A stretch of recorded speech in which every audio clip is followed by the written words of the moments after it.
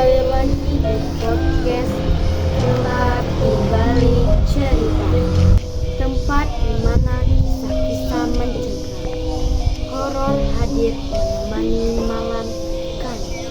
Bersama aku Aira Khadijah Syafitri sebagai host dan Nisa Anindi Putri sebagai narasumber malam ini. Kami siap membisikkan cerita di balik gelapnya malam. Pernah gak ngalamin kejadian aneh yang bikin kamu merinding? Kalau lagi sendirian di rumah, hal apa yang paling kamu takuti? Kamu tim percaya hantu atau nyari logika dulu? Sebelum kita masuk ke cerita utama, coba bayangin deh, pernah gak ngalamin ketika jalan sendirian malam-malam, terus tiba-tiba bulu kuduk berdiri, atau dengar suara aneh padahal lagi sendirian di kamar. Nah, hal kecil kayak gitu sering jadi awal mula cerita horor. Malam ini aku bakal bawain sebuah cerita yang katanya nyata.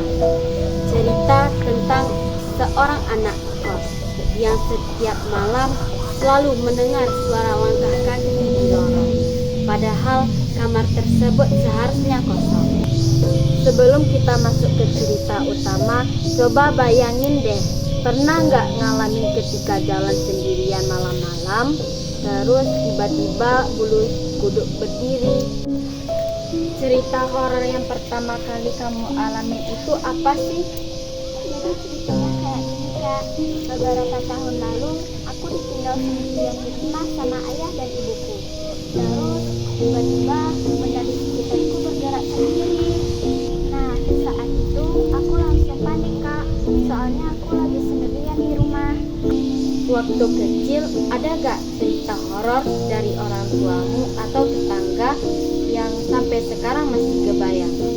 Dulu tetanggaku pernah bilang kalau di bawah kolong tempat tidur itu ada pocong. Awalnya aku mengira itu hanya suara temanku yang pulang larut malam. Tetapi makin kelamaan suara itu semakin jelas.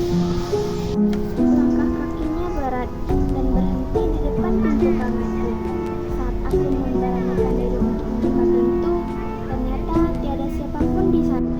Tetapi yang membuatku kaget, lantai lorong yang basah, seperti bekas orang berjalan dengan kaki penuh air. Pada saat itu, kamu lari, diam, atau pura-pura berani? Pada saat itu, aku refleks nelfon teman kosku yang lain, Kak. Pas ngalamin hal itu, ada tanda-tanda lewat di mimpi kamu nggak? Ada sih, Kak. Dia datang dalam mimpiku, seolah-olah dia minta tolong. Itu tadi suatu cerita di balik gelapnya malam. Ingat, jangan pernah berjalan sendirian di malam yang terlalu sepi, karena bisa jadi kamu tidak benar-benar sendirian. Kalau kamu punya cerita horor lainnya, jangan lupa kirim di link di bawah ini ya. Dan jangan lupa like, subscribe, komen, dan share ya.